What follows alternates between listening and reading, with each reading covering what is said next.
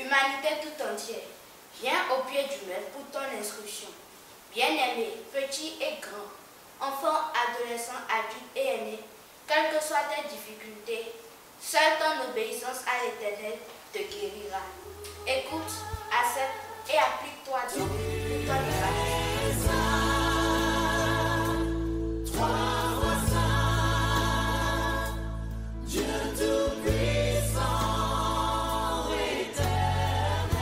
Soyez la bienvenue sur cette chaîne, la voix de l'Éternel Dieu, qui a pour titre Jésus se sépare de ses disciples, Ascension. Le troisième texte de cette semaine est tiré du livre de Genèse, en son chapitre 15, du 21e au 24e verset.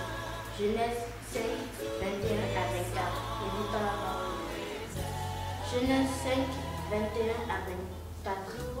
Enoch, âgé de 65 ans, engendra Methushélah. Enoch, après la naissance de Methushélah, marcha avec Dieu 300 ans, et il engendra des fils et des filles. Tous les jours d'Enoch furent de 365 ans. Enoch marcha avec Dieu. Puis il ne fut passé de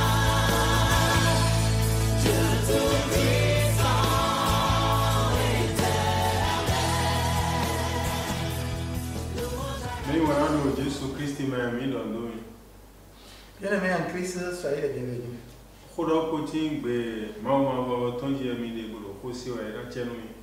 Vous êtes connectés à la voix de l'Éternel Dieu.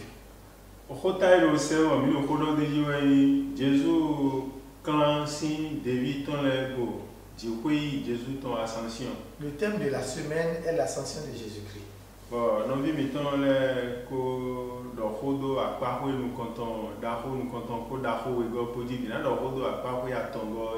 Il nous est revenu de parler des bénédictions de l'ascension de Jésus-Christ.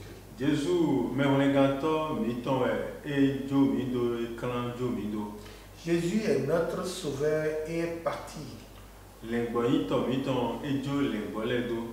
Le berger a laissé les brebis. Le sauveur a laissé les sauvés.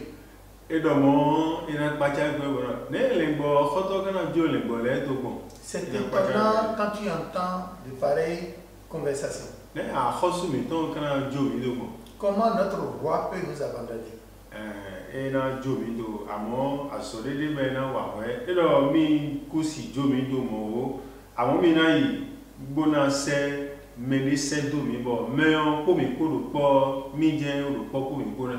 Il dit il ne peut pas nous laisser orphelins quand il nous envoie quelqu'un. Si la personne est avec nous, c'est lui qui est avec nous.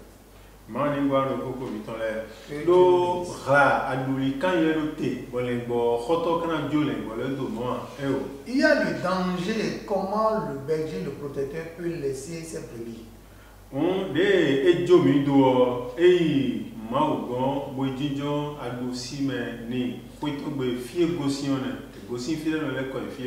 Quand il nous a laissé, il est retourné vers Dieu, là où il avait quitté.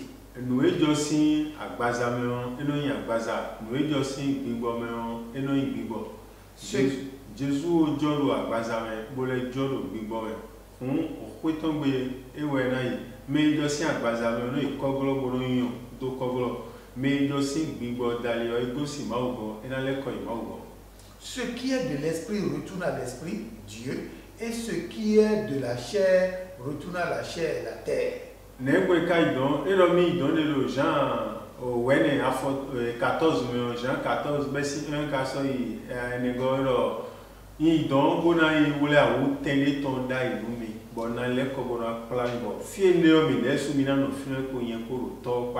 Jean 14, 1 à 4. Je m'en vais vous préparer une place afin que là où je suis, vous y restez avec moi.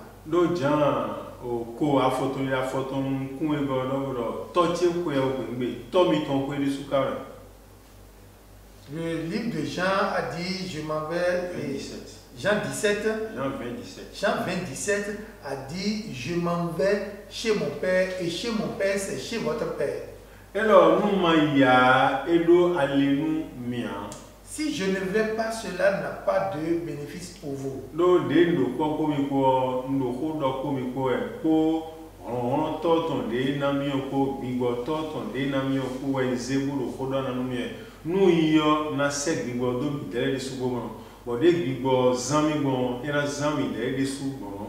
De la manière l'esprit m'a utilisé, je vous enverrai cet esprit qui vous utilisera de la même manière.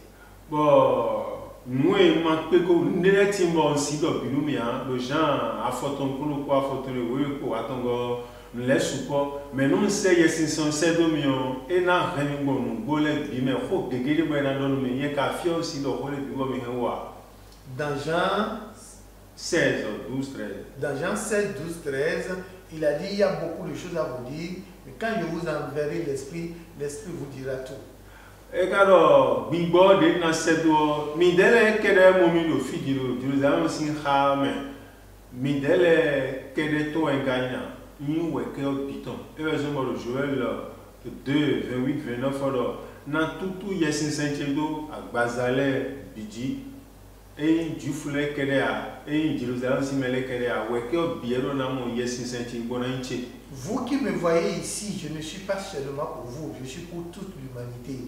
Joël 2, versets 22, 24, 28, 29, je vais répandre mon esprit sur toute l'humanité. Et donc, mais on t'entend Jésus donne c'est une obligation que Jésus ait pour nous afin que son esprit rejaillisse sur l'humanité tout entière. Mais si nous convitons les deux comme moi, et j'ai donné les sommes, Gandhi Boudaï,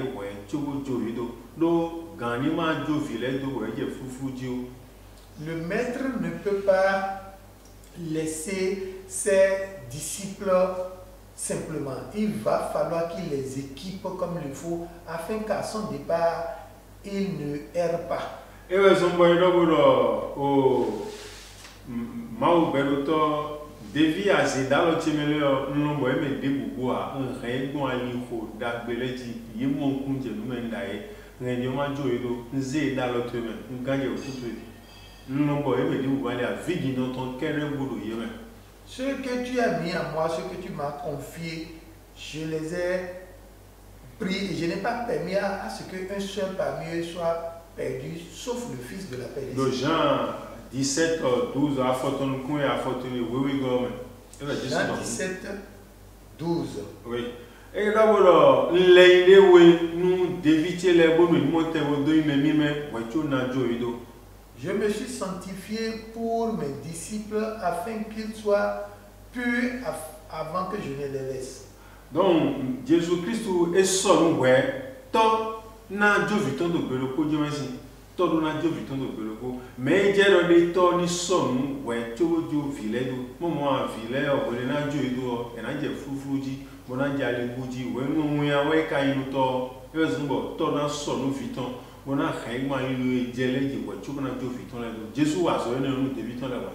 veuille ou pas, il y aura séparation un jour. Mais s'il y a séparation, il faut que ces enfants soient bien équipés, bien entraînés pour pouvoir poursuivre le.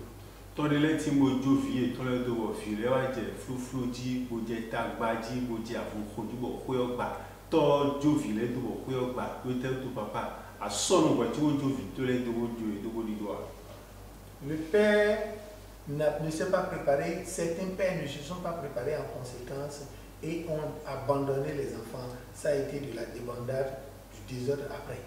Oh, vide sous l'homme, malon, ton nom est ton à Dieu mido, beloko, devine, oh, Jésus-Christ, on a Dieu mido, beloko, mais mi son, ouais, tu veux nous aider Dieu mido, ne l'est-il pas, mina, il doit si ton, ouais, tu veux, et là, Dieu mido.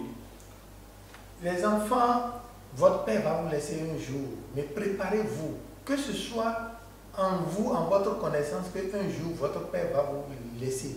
Préparez-vous afin d'obtenir de lui le maximum. Oh, Jésus, quand on a dit, devient miton et au dé, son, dé, puis quand on a mis au roton, il nous a mis, le théâtre, nous a mis son, il est, donc, globe, puis c'est nous a mis. Et ouais, nous a le torsion, ton baby, John Wemi. mine sugbolo nous émitons nous comment dire nous mais tonami ache tonami leo mbebi jonumi nous les coups de moi nous va me dormir dans ces jonumi parce que content tiami et c'est tonumi. Jésus a dit à ses disciples, vous êtes maintenant mes amis, parce que maître ne parle pas à ses ouvriers, mais il parle, il ouvre le secret, il donne tout le secret à ses amis. Voilà tout ce que mon père m'a remis, je vous les ai remis. Non, mais il content il est mais non, mais rotier goulé, mais blotru, il est content mais de la mi content il est blotru, mais ils ont mis la biblo, nous débou na coup na voilà domia. Vous êtes mes amis parce que tout ce que je vous ai recommandé, vous les avez fait. Nous voyons voilà poster les temps acteur 11 26 wedo ko paton ko et vraiment Jésus si dévilé le khodo e bodo ngwa ah mais là yeki messi eton dai ko ti wo joredo il est souvent mo e o ye kanya so bi bono kan pa ko mo ame e yi messi ga eton ko yeki ga eton kristu pe bledi. Acte 11 26 à Antioche, quand la population a vu les disciples de Christ se comporter, ils ont vu les principes, les caractères de leur maître en eux. C'est pourquoi on les a appelés les petits Christ chrétiens. Oh, Élie de Dieu Élisée do aïe Élisée do gantier bana yi moko wan wo yena yi de sensitive bana yi moko wan ka yo no yena ye fufu di wa oh nous azovino gamba et non di ganton bon azo e gan wa azoviolo mono wa azo bon Élisée c'est dans l'Élysée de Élie de Dieu mido belo bele ganti asi jomito mo bon Élie je filio Élie je filio no je te ba kan ni se Élie do bo no fi ko mai boy do bele dio bo bio no e ba de bo no te gan na witi belo bigboro jitue achelo jitue wa san achel do no we ba wele ana ibo na je fufu dia wele ko igbene na gbe no ya si gbani no ya anai mais agosifio azoya wa won na wa so do no we no na bro. Élisée ayant appris que son maître s'en alla demanda la double portion chez son maître Élie. Mbo Élie a nous abion nous kasi ndi mais à moment do no ko nous ana o te we na yo no we abion ana mo yi. Si tu peux me voir partir, alors ce que tu demandes, tu vas l'obtenir. Mbo wenu Élie du na ibo keke bi mi on ko si anga bo je ke le yo Élisée le temps me fine ko ne nu be do ye touch keke mi on be ji nu bo awo lo ko to di awo simbo mando e bo sei komeni be zi awo ko to wodi do. À l'enlèvement de Élie, Élisée reçut le manteau de son maître. Numbo de Élisée di do e jazo waji mi amono de Élisée wazo gege e blode kan ku bolo bi bolo blo defo le et non blo bon wa tuno ko sin kan me ton pa kan me ton radio me donne. Élisée ayant reçu l'équipement a travaillé conformément aux instructions de son maître Élie. Eh mi dele di lo bigbo e san comme on me le kan papa chofa pa papa chofa je et tout na ku bolo ko yan si dio papa chofa karole nous et Mao donne mi leo nous et Mao pour mi leo mi do binu viemi ton le pata de beaucoup ko e do de ko ma do ni apon ache do bibeli o de ko do bi de ko do ta no mo e do bo ze bibeli do ta dio tone gane do le na refi bon ne mi la mi viemi ton la bi bon dio fileo mi ka se to no di de Jesus si devile se to no Jesus bo azo e Jésus blole bi bodo e blo wu gamo ba mi le devile blo bongo mi dele de lo papa chofa pa wo viton le dio papa chofa jo mi do mi kada zo wa ya mi lo jijo ton san wa ya. Est-ce que nous sommes obéissants comme les disciples de Jésus ont été obéissants à Jésus? Tout ce qui est dans la Bible, notre Saint-Père Chofa nous l'avait dit. Est-ce que nous suivons ses pas aujourd'hui? Milo na di momo milo wian do to mi ton milo wian de mais lo filet weno azo gan pa di go kon azo kaka di on azo e gan wa si bloa gan to no gba ho wi ba glo ni kapinta wa yin yo gan to no blo buffet bi blo baka no gan baka no ko na bide muya we me nu ano gan ri pa bo mai nu me gan si o bi si an si ton Jésus do bodo nous e na mi le nous e toche na mi lo be bi junu mo enu ibo ni si Garono ben bijono azovito. Esindo azovio tu dimo. Esindo de azovio na do wiwe mana setonu ganton. Mana mon kunje no to dio azovio so atum ni ganton no moi. Nous abandonnons ce qui nous a été commandé. Non, non, yes, c'est un peu de temps et dans cette domaine, et dans zone où le mécanisme ou où et dans un point il faut nous boutons les mains. Comme dans le boulot, il y a un doji, il y a un boulot à origine.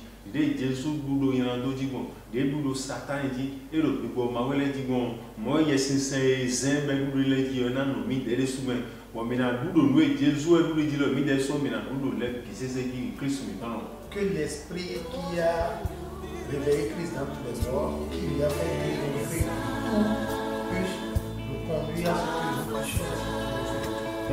Mimbolo nous soe, bon nous Jésus n'a cessé de minimum nécessaire. Apprêtez-nous donc pour que quand l'esprit se soulève là, nous puissions jouir. Alléluia. Thank you for watching this journey, the voice of the eternal God. If you like this video, don't forget to subscribe, comment, share in order to extend the gospel. God bless you.